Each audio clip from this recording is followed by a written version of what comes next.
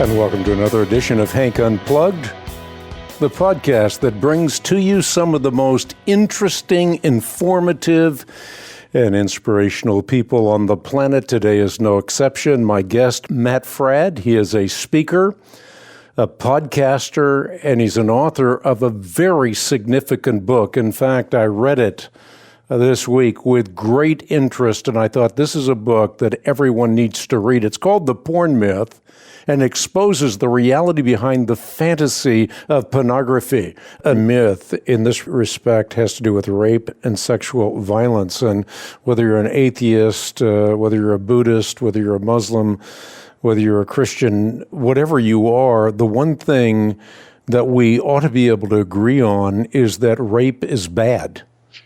Yes. Yes, I think that's fair to say that every person who isn't a garbage dump of a human being agrees with that statement. And so the question then is, does porn lead to sexual aggression or sexual violence? Well, first of all, let's do away with the straw man. No one on my side is saying that everyone who looks at porn will rape or sexually harm another person. No one's saying that. But what we are saying is if someone does sexually violate another human person, there's real good reasons to think that that person's addicted to porn, right? Because when somebody hurts somebody in a sexual way, one thing at least is true, right? The perpetrator doesn't view this person so much as a good to be cherished, but as a thing to be had and used for my sexual gratification. And I can't think of a better delivery method for that mentality than pornography.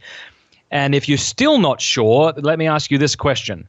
If you had a next-door neighbor who enjoyed consuming child pornography, would you be more or less comfortable with them babysitting your kids?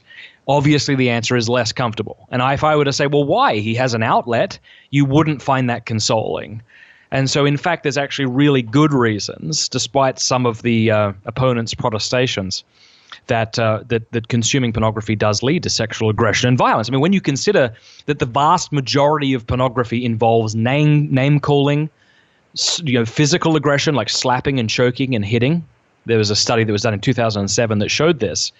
Then that's how you grow up learning about sex. And so the idea that would have no effect on your sexual behavior is just ridiculous. That's like saying that advertising doesn't work, because we can tell the difference between fantasy and reality. Well, maybe we can't.